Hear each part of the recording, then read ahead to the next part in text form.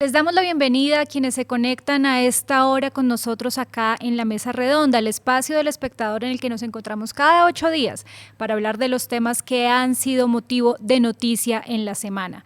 Recuerden que ustedes pueden encontrarnos, si quieren ver capítulos anteriores, en la página web del espectador, en nuestro canal de YouTube y también en Spotify.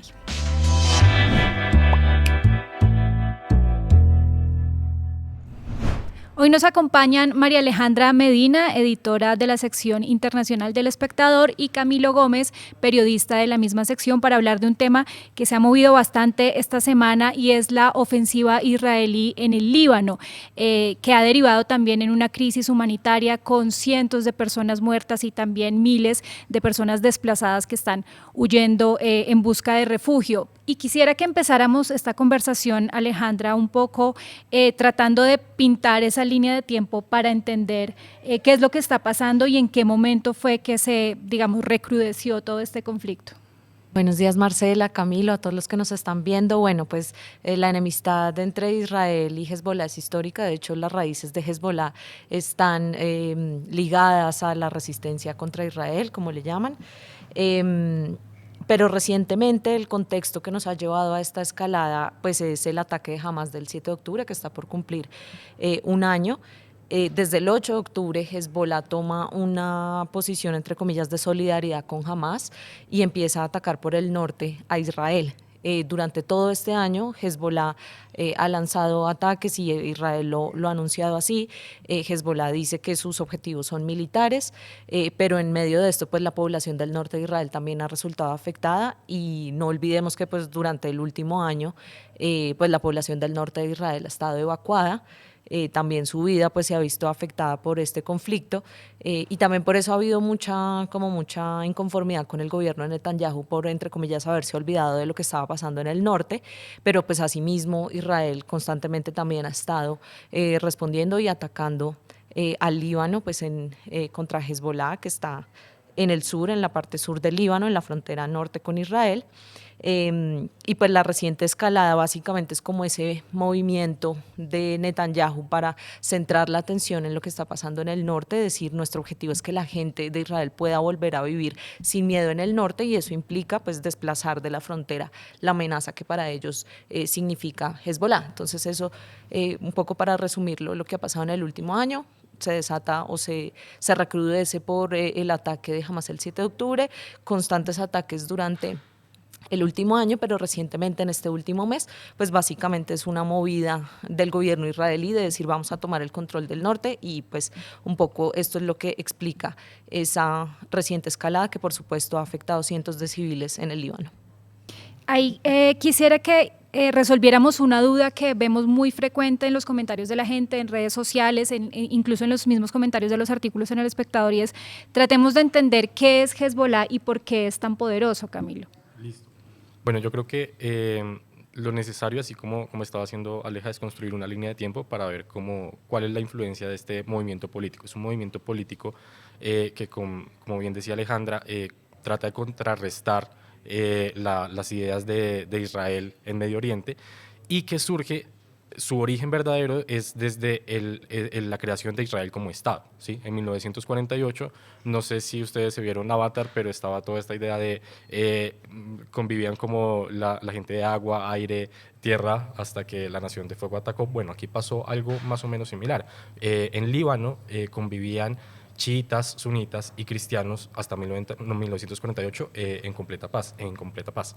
Y cuando se crea el Estado de Israel, pasa el Nakba, que en español se traduciría como la catástrofe, que 700.000 personas palestinas son empujadas hacia otros territorios y llegan unos 100.000 palestinos a Líbano. Ahí ya empieza a ser como una comunidad un poco más desproporcionada, empiezan los enfrentamientos entre cristianos y musulmanes, y para 1975 tenemos una guerra civil entre todas estas comunidades. Y esto es muy importante porque empieza uno a ver como toda la tensión que se crea en el Estado de Líbano. Luego también aparece la intervención de Israel con la intención de aplacar a estos movimientos que protegían la causa palestina, Y en medio de eso hay una expulsión también de la Organización para la Liberación de Palestina de Jordania hacia Líbano también. Entonces ahí se encuentran refugio y empiezan a unirse movimientos que quieren hacerle contrapeso a Israel y encuentran el apoyo de un actor clave acá, que es Irán. Entonces Irán empieza a sumar estos esfuerzos de estos grupos que van en contra de Israel y les empieza a suministrar apoyo militar y va creándose el grupo que hoy conocemos como Hezbollah. Hezbollah es un movimiento político que tiene como una rama política que está en el Parlamento y un brazo militar también que lleva operaciones militares en la frontera con Israel. ¿Qué pasó con Hezbollah recientemente? Entre 2006 y 2022 tenía un gran peso en el Parlamento de Líbano.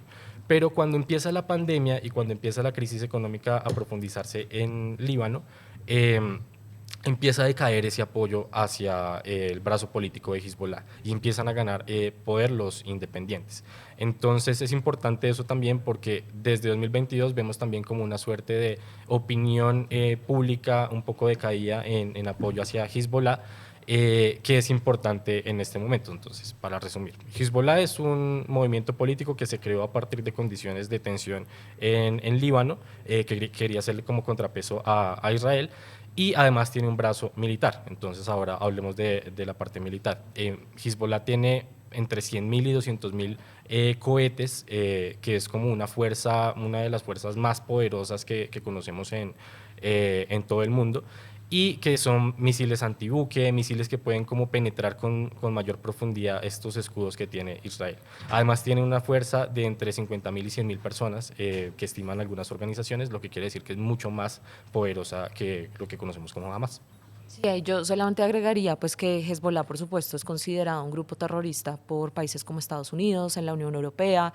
Se les ha responsabilizado también de ataques en América Latina, como el de la AMIA en Argentina.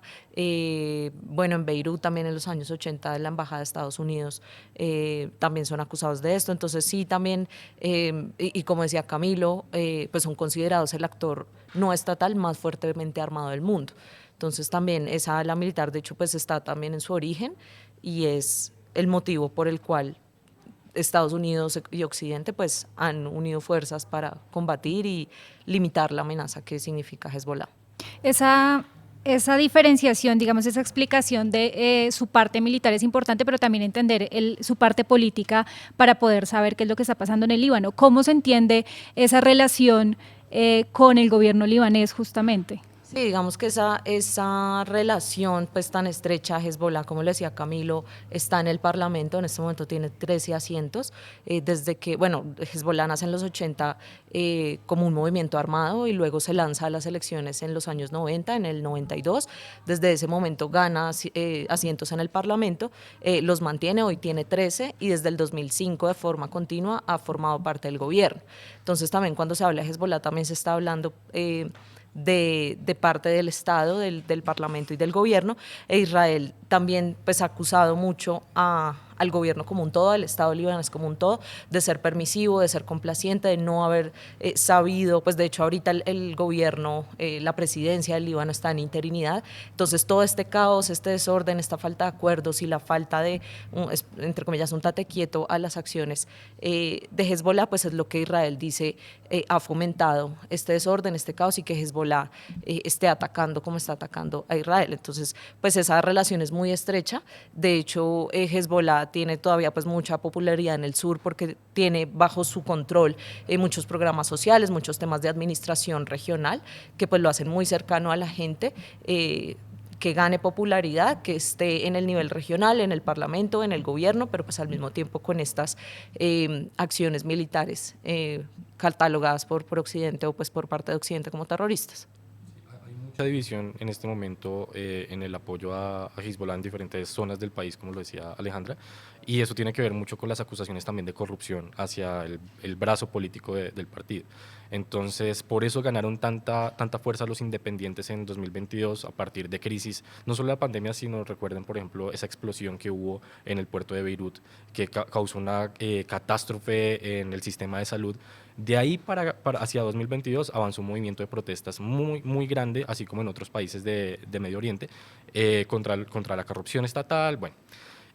Pero es importante tener en cuenta que Hezbollah mantiene un poder de veto. Entonces, en el Parlamento sigue siendo, a pesar de que se le haya reducido como su fuerza política, su número de escaños, todavía mantiene un poder para bloquear como las direcciones del Parlamento.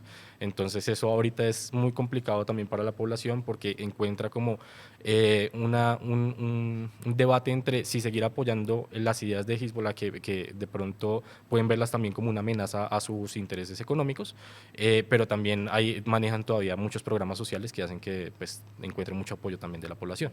Y desde el mismo gobierno también han reconocido que ellos no están en capacidad de controlar lo que hace Hezbollah.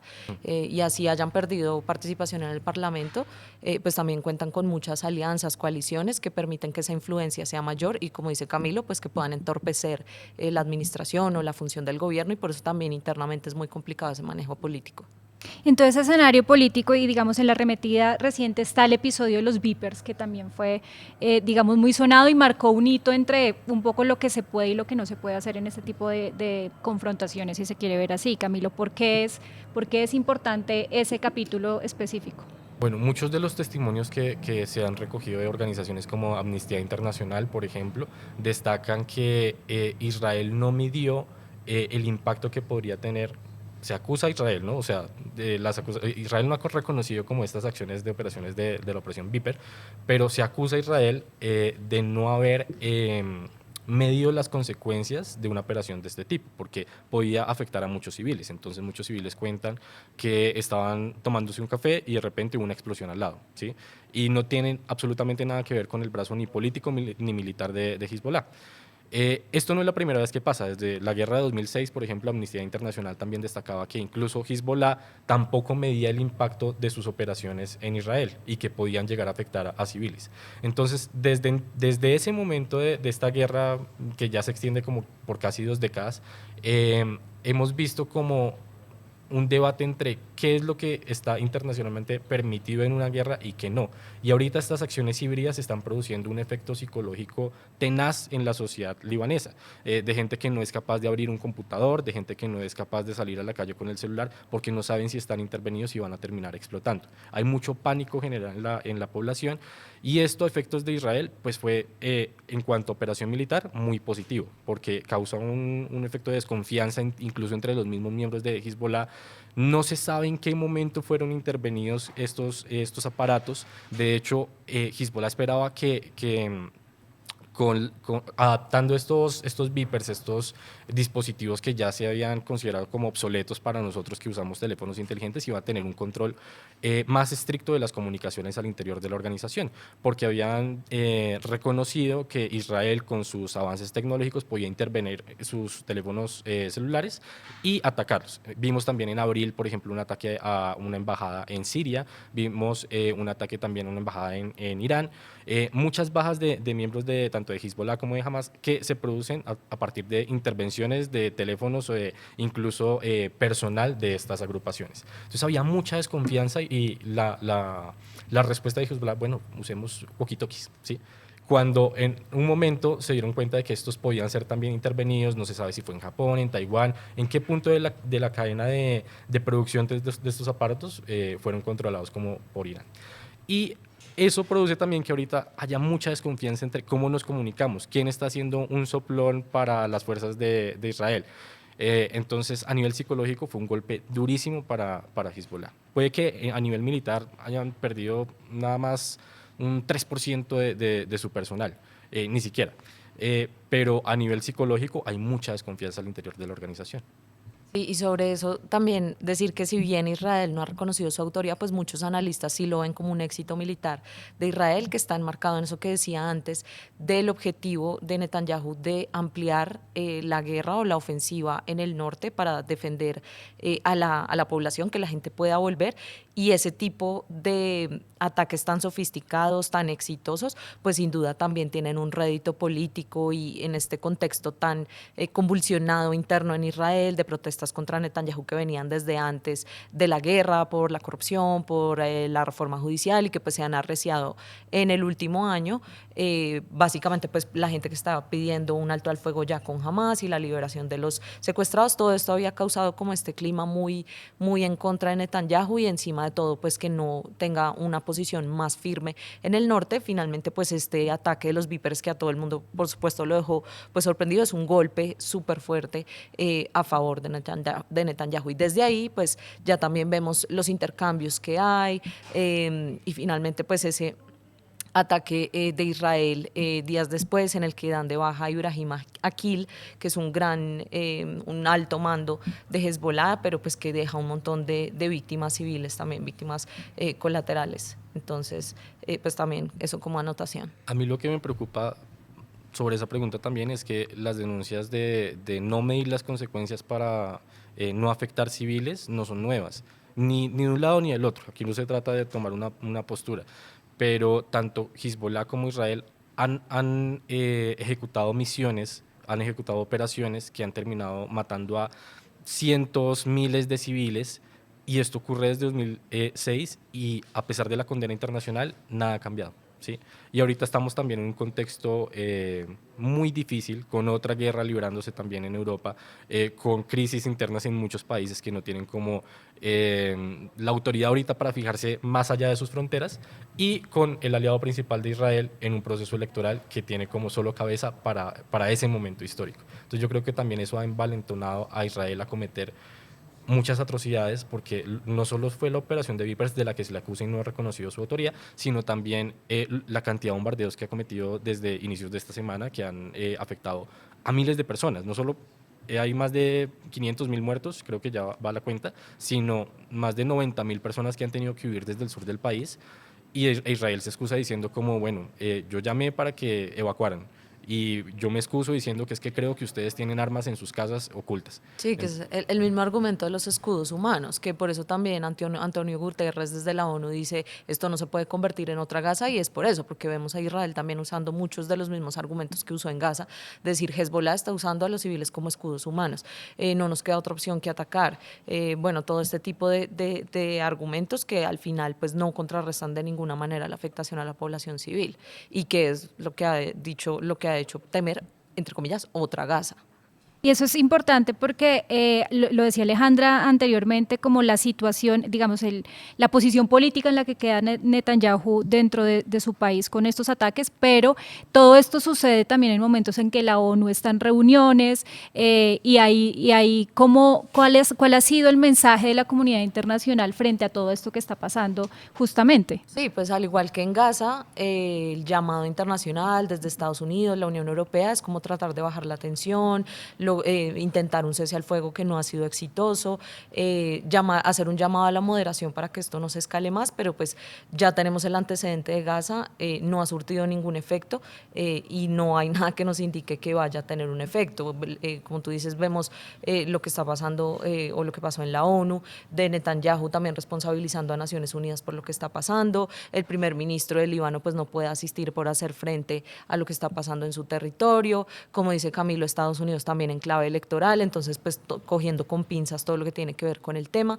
Es muy complicado, y ya tenemos el antecedente de Gaza de que realmente la presión internacional o los llamados internacionales pues no surten tanto efecto. Eso sí, los analistas dicen en este caso puede ser distinto, porque el Líbano es un país, un estado pues de más de 5 millones de personas, es un estado pues reconocido internacionalmente, con otro tipo de influencia, no es como en el caso de Gaza, que la gente no podía salir y desplazarse, y por eso un poco se ha contenido esa crisis de refugiados. En el Líbano sí, como decía Camilo, hay mucha gente, más de 30.000 personas que se han ido a Siria, Turquía también se está preparando, si esto llega a la Unión Europea, seguramente ya cuando esto empiece a impactar a esos países, pues seguramente ya la respuesta internacional puede ser otra, porque ya cuando me afecta a mí, entonces sí puede haber otro tipo de medidas o de presión, ya sea contra Netanyahu o como de tratar de lograr un alto al fuego. De alguna manera, en este caso puede ser distinto, pero pues sí tenemos este antecedente negativo, antecedente de Gaza, que pues la comunidad internacional poco o nada ha podido hacer. Es bien preocupante la situación, y creo que la gran pregunta que nos queda es como ¿por qué ahora también? Porque hay muchas respuestas y pueden ser todas correctas. No solo está el contexto como lo decíamos ahorita, las elecciones en Estados Unidos, que permiten como cierta permisividad para que Israel actúe de manera desproporcionada, entendiendo que su principal aliado está ocupado en sus asuntos, sino también creo que ahorita empieza el año escolar en Israel. Entonces uno de los propósitos de Israel es también como que las personas que tuvieron que desplazarse del norte de su frontera vuelvan ahorita a comenzar pues clases y recuperen como ese territorio del que fueron desplazados. Es también como otra de las opciones que dicen los expertos. Pero lo que dice Alejandra también es muy cierto, y creo que va a otra respuesta que puede pasar, es hipótesis nada más de algunos analistas, y es que Líbano no es como Gaza, ¿sí? Está en el sistema financiero, es reconocido por muchos países, y eso hace que Israel lo pueda ver como también una moneda de cambio para encontrar una salida diplomática a esta crisis y decir como listo, arreglemos la situación, ustedes saquen a Hezbollah de esta parte del sur, yo regreso a mi población, a esta zona del norte de mi país, pero las exigencias de Hezbollah y de Líbano también son como, bueno, listo, pero usted pare las confrontaciones en Gaza, que ya son completamente desproporcionadas. Entonces ahí entra uno a medir si Israel está en posición también de negociar o simplemente de imponer condiciones en este momento, es decir, como ustedes cumplan con esto y dejo de atacarlos. Y creo que entre más pasa el tiempo, si bien todavía hay una salida diplomática en la mesa, siempre la hay, pues es cada vez más difícil porque la situación en Gaza, digamos que ahorita hemos hablado mucho del Líbano, pero en Gaza está la situación terrible en este momento. Y lo decía Alejandra ahorita, hay conflictos que empiezan a escalar y cuando empiezan a afectar otros países, otros sectores también económicos, incluso pues la cosa se agrava un poco más. ¿Por qué es importante todo esto que está pasando y cuáles pueden ser las implicaciones si esta arremetida se sigue extendiendo en el tiempo? Sí, pues todo lo que pasa ya en un mundo tan interconectado pues nos termina afectando de alguna manera. Lo hemos visto con lo de Ucrania, lo hemos visto también con Gaza, en Medio Oriente, todo lo que tiene que ver con inestabilidad pues repercute en el precio del petróleo, que aumente el precio del petróleo, eso tiene algún beneficio para los demás países exportadores, pero pues al final en toda la cadena termina también teniendo impactos negativos, incidencia sobre el dólar también. Entonces de alguna forma todos nos vemos afectados por eso, pero quizá lo más sensible es lamentablemente lo que siempre pasa cuando surge una crisis o estalla una crisis, y es que otras crisis alrededor del mundo pues pasan a un segundo plano. La asistencia humanitaria va y se enfoca en tratar de mitigar una crisis de refugiados, mientras en Sudán seguimos teniendo guerra, en Ucrania, en Gaza, en Haití. Entonces siempre esto lamentablemente pues tiene repercusiones sobre todo para la gente que más mal la está pasando en el resto del mundo. Y sobre esa yo creo que la palabra clave es la que dices de interconexión. O sea, todo está interconectado en este momento, y hay que ver como cuál es la reacción también de uno de los actores clave, que es Irán. Y esta semana fue importantísima porque Irán de manera sorpresiva dijo: yo quiero otra vez sentarme a la mesa de negociación sobre mi programa nuclear, que eso desde que ascendió Donald Trump a la presidencia en Estados Unidos, ese acuerdo nuclear con Irán ha sido un problema enorme también para Medio Oriente. Irán también tiene su propia crisis económica, no le conviene en este momento entrar en una guerra total con Israel, y a pesar de las conexiones con Hezbollah y con el Líbano. Israel también no, pues según analistas, no tiene como ahorita la preparación también para librar guerras en dos frentes, una guerra extensa. No sé, por ejemplo, si se acuerdan en la guerra en Ucrania, que Putin decía que era una operación relámpago, y eso en 3 días estaba. Aquí Israel también ha dicho lo mismo, tanto en Gaza como en Líbano, ahorita que se está preparando una incursión terrestre. Eso no toma como 3 días y ya, eso es una guerra prolongada, y en cuanto a economía de pronto no está preparado para sostener. Además hay protestas internas también, hay descontento con el gabinete de Netanyahu. Entonces hay muchos componentes que están como interconectados, y que por eso era tan importante esta semana la Asamblea General de las Naciones Unidas, saber qué temas estaban más urgentes en la mesa y cómo los actores internacionales iban como a resolverlos. Desafortunadamente como que las principales potencias están distanciadas, si bien hay diálogos como por debajo de mesa, pues para nosotros es muy difícil no ver al secretario de Estados Unidos y al secretario de Relaciones Exteriores de Rusia como hablando de las grandes crisis globales, porque todo está interconectado. También vemos que hay operaciones de intercambio de armas entre Irán y Rusia que tienen que ver con la guerra en Ucrania, mejor dicho. Todo es una gran masita de problemas y está muy tensa la situación, pero yo creo que nadie quiere escalarla. Ahora, cualquier acción mínima puede llevarnos a una escalada también. Quisiera que cerráramos un poco ya la conversación contando un poco cuáles pueden ser las perspectivas de lo que viene, qué se espera que ocurra en las próximas semanas, si hay de pronto esta posibilidad de diálogo como para tratar de frenar lo que está pasando en el Líbano. Sí, pues yo quisiera conectar eso con lo que estaba diciendo Camilo hace un momento, y es que para muchas personas o analistas esto va a depender un poco de la actitud también que tome Irán. Irán pues es acusado, por supuesto, de tener todos estos proxies, de financiar, de apoyar, de armar, de entrenar a Hezbollah, a Hamas, a los hutíes en Yemen. Irán dice ellos tienen sus propias agendas, son afines a lo que nosotros pensamos, a hacer resistencia a Israel y demás, pero pues se desmarcan, dicen no, ellos tienen su propia agenda y nosotros no tenemos nada que ver ahí, pero sí que Irán es clave en esto. Para Israel, Irán está muy satisfecho con todo lo que está pasando porque Irán está aislado, no está en una guerra frontal, mientras sus proxies, entre comillas, sí están pues poniendo los muertos, poniendo las armas, desestabilizando Israel. Entonces Irán, para Israel en este momento está en una posición, entre comillas, cómoda.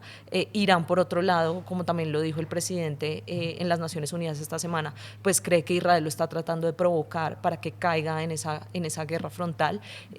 Como dice Camilo, y como dicen muchos analistas, para Irán no es conveniente, no están las condiciones económicas para hacerlo. Y también por las repercusiones que eso traería, ¿no? Más sanciones internacionales, no le convendría. Entonces llega este nuevo presidente recientemente electo en Irán, como con un tono más moderado, lo que dice Camilo, llegar a poner sobre la mesa de nuevo el acuerdo nuclear, que pues también toca ver qué va a pasar con las elecciones en Estados Unidos, porque recordemos que el que saca a Estados Unidos de este acuerdo nuclear pues es Donald Trump. Si vuelve a ganar, pues no habría mucha posibilidad de que este acuerdo se vuelva a recomponer. Irán, de puertas para afuera, pues está con una posición mucho más mediadora, mucho más tranquila, mientras Israel dice es el que está manejando los hilos detrás de todo esto y está muy contento de que todos nos estemos matando entre todos. Entonces es muy difícil, hay factores políticos, elecciones, antecedentes internacionales, limitaciones o fallas que hemos visto en el sistema internacional con todo el tema de Gaza. Es difícil, nadie tiene la bola de cristal, entonces pues podemos partir del antecedente de Gaza para poder decir que esto va a ser complicado, que depende de muchos factores y que pues sin duda la que va a seguir siendo la más afectada en todo esto va a ser la población civil. De manera muy breve iba a mencionar algo que de pronto a nuestros lectores le puede interesar, y es como los colombianos en Líbano, que son más de 600 personas, y que también en su momento cuando tuvimos esta crisis en Gaza y en Israel, pues también hubo mucha preocupación de cómo iban a salir estas personas de allá. Esta semana que tuvimos la oportunidad de hablar con el embajador de Colombia en Líbano, pues nos habló de que la situación es preocupante porque la mitad de esta población colombiana está en el sur de Líbano.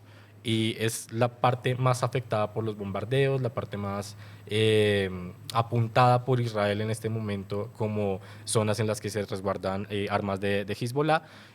Y como la crisis ha generado tanto pánico en la población, las carreteras están totalmente colapsadas y es muy difícil para estos colombianos salir hacia el aeropuerto, que por ahora sigue funcionando, pero pues también como lo vimos en el caso de Gaza, uno no sabe hasta cuándo, hay aerolíneas que cancelan vuelos cada día, mejor dicho, se está formando una gran crisis humanitaria de desplazamiento forzado que hay que atender, pero pues digamos que el gobierno ha dicho que está muy pendiente de la situación. Bueno, una crisis que sin duda se seguirá moviendo. Aquí desde El Espectador, por supuesto, estaremos pendientes. Alejandra y su sección estarán llevando toda la información para que ustedes puedan estar siempre enterados de lo que está pasando y de cómo evoluciona toda esta situación. A Camilo y a Alejandra, muchas gracias por acompañarnos. A ustedes, como siempre, también gracias por estar acá cada 8 días con nosotros en la Mesa Redonda y nos veremos de nuevo en otro capítulo la próxima semana.